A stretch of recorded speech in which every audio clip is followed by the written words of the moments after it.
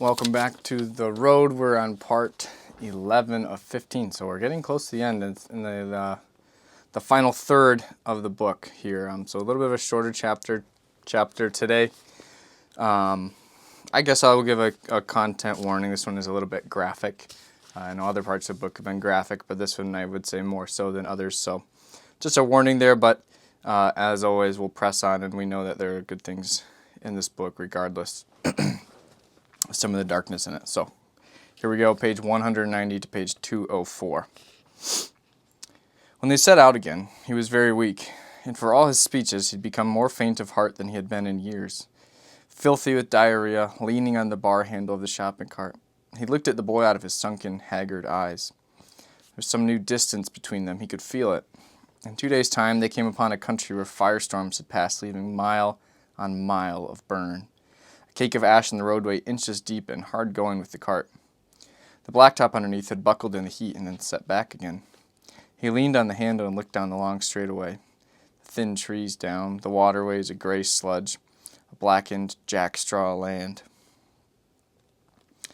Beyond a crossroad in that wilderness, they began to come upon the possessions of travelers abandoned in the road years ago. Boxes and bags, everything melted and black. Old plastic suitcases curled shapeless in the heat. Here and there the imprint of things wrested out of the tar by scavengers. A mile on and they began to come upon the dead. Figures half mired in the blacktop, clutching themselves, mouths howling. He put his hand on the boy's shoulder. "Take my hand," he said. "I don't think you should see this." "What you put in your head is there forever?" "Yes." "It's okay, Papa." "It's okay?" "They're already there." "I don't want you to look. They'll still be there." He stopped and leaned on the cart. He looked down at the road and he looked at the boy, so strangely untroubled. "Why don't we just go on?" the boy said. "Yes, okay." "They were trying to get away, weren't they, Papa?" "Yes, they were." "Why didn't they leave the road?" "They couldn't. Everything was on fire." They picked their way among the mummied figures. The black skin stretched upon the bones, their faces split and shrunken on their skulls, like victims of some ghastly envacuuming, passing them in silence down that silent corridor through the drifting ash where they struggled forever in the road's cold coagulate. They passed through the site of a roadside hamlet burned to nothing, some metal storage tanks, a few standing flues of blackened brick.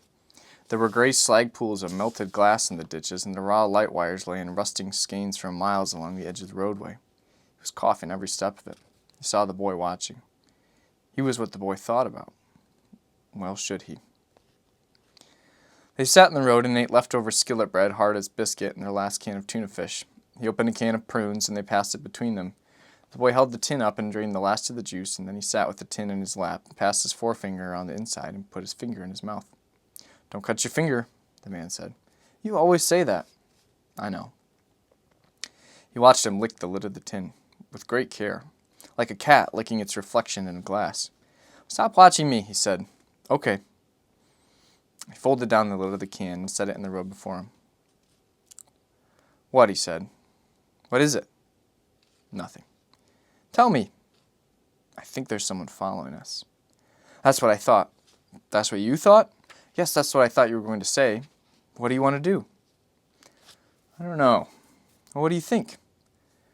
"Let's just go. We should hide our trash. 'Cause they'll think we have lots of food." "Yeah. And they'll try to kill us." "They won't kill us." "They might try to." "We're okay."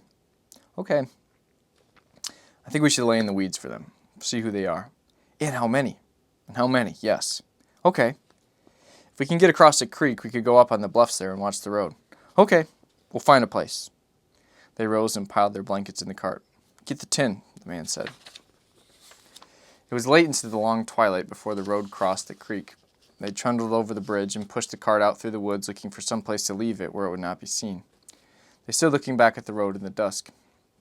"What if we put it under the bridge?" the boy said. "What if they go down there for water?" "How far back do you think they are?" "I don't know." "It's getting dark." "I know." "What if they go by in the dark?" "Let's just find a place where we can watch. It's not dark yet." They hid the cart and went up the slope among the rocks, carrying their blankets, and they dug themselves in there in where they could see back down the road through the trees for perhaps half a mile. They were sheltered from the wind, and they wrapped themselves in their blankets and took turns watching, but after a while the boy was asleep. He was almost asleep himself when he saw a figure appear at the top of the road and stand there. Soon 2 more appeared, then a 4th. They stood and grouped, and they came on. He could just make them out in the deep dusk. He thought they might stop soon, and he wished he'd found a place further from the road. If they stopped at the bridge, it would be a long, cold night. They came down the road and crossed the bridge, 3 men and a woman. The woman walked with a waddling gait, and as she approached, he could see that she was pregnant. The men carried packs on their backs, and the woman carried a small cloth suitcase, all of them wretched-looking beyond description, their breath steaming softly.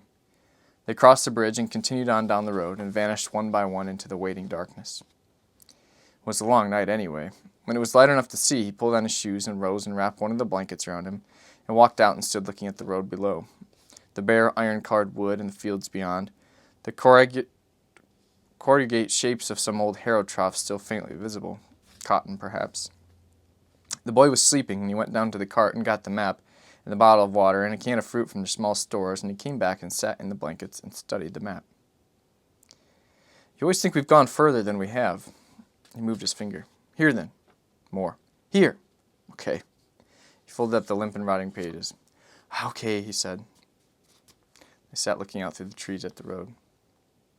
Do you think that your fathers are watching? That they weigh you in their ledger book? Against what? There is no book, and your fathers are dead in the ground.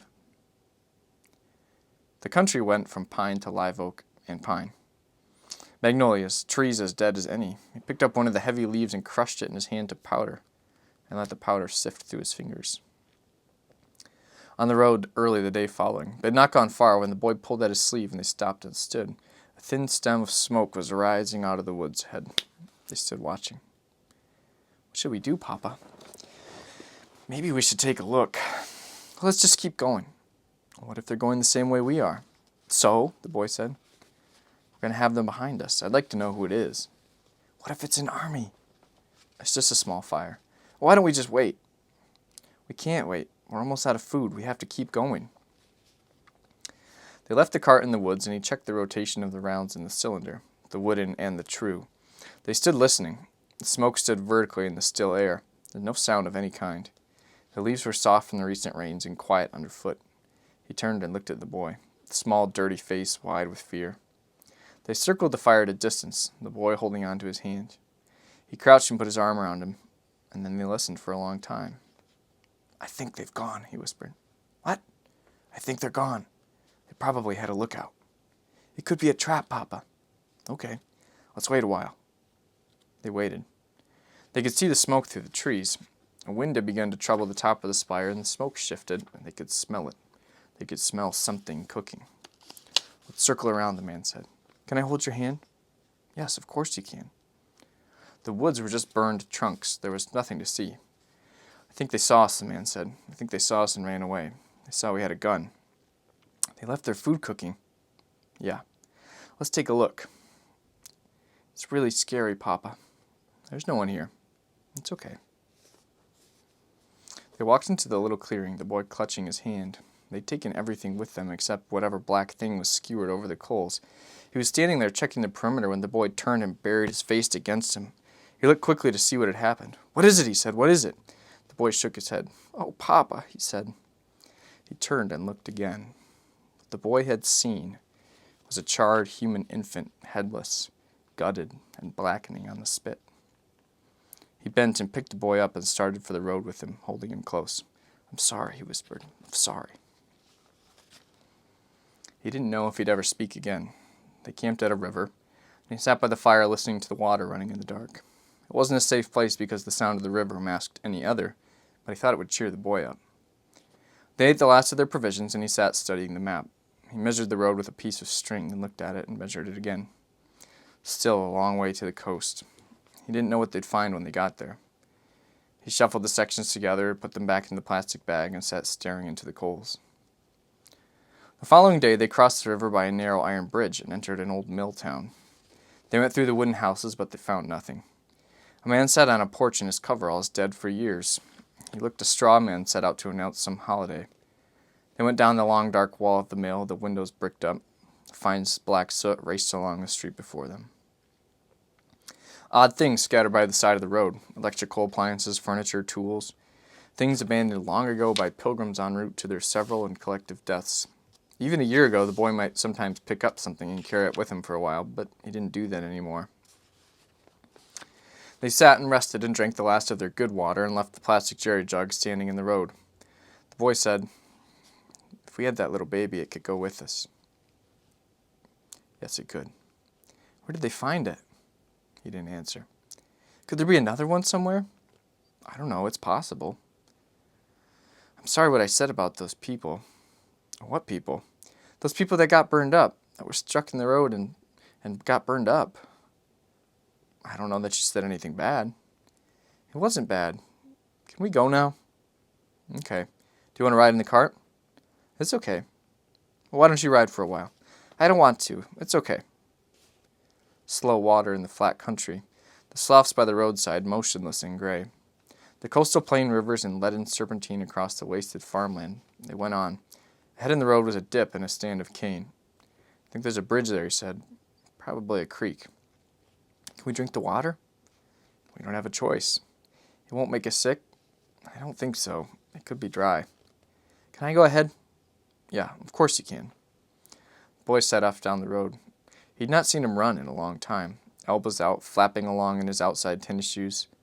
He stopped and stood watching, biting his lip.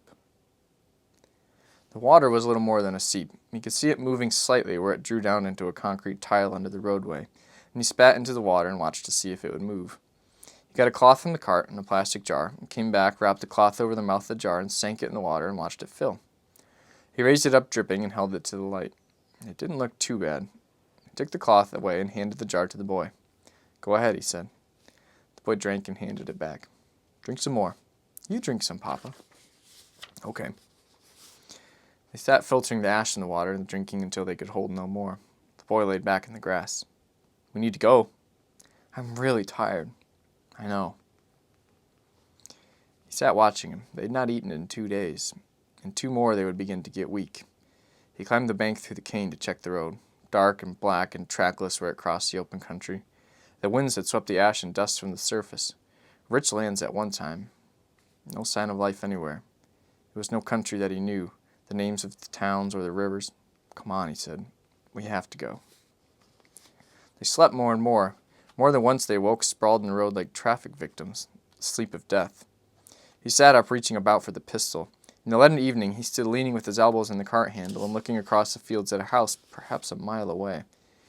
It was the boy who had seen it, shifting in and out of the curtain of soot like a house in some uncertain dream. He leaned on the cart and looked at him. It would cost them some effort to get there, take their blankets, hide the cart someplace along the road. They could reach it before dark, but they couldn't get back. We have to take a look. We have no choice. I don't want to. We haven't eaten in days. I'm not hungry. No, you're starving. I don't want to go there, Papa. There's no one there. I promise. How do you know? I just know. They could be there. No, they're not. It'll be okay. They set out across the fields wrapped in their blankets, carrying only the pistol and a bottle of water. The field had been turned the last time, and there were stalks of stubble sticking out of the ground, and the faint track of the disc was still visible from east to west. It had rained recently, and the earth was soft underfoot, and he kept his eye on the ground, and before long he stopped and picked up an arrowhead. He spat on it, wiped away the dirt on the seam of his trousers, and gave it to the boy. It was white quartz, perfect as the day it was made. There's more, he said. Lots of ground, you'll see. He found 2 more. Gray flint, then he found a coin, or a button, deep crust of verdigris. He chipped at it with the nail of his thumb. It was a coin. He took out his knife and chiseled at it with care. The lettering was in Spanish. He started to call to the boy where he trudged ahead, and then he looked about the gray country and the gray sky, and he dropped the coin and hurried on to catch up. They stood in front of the house looking at it.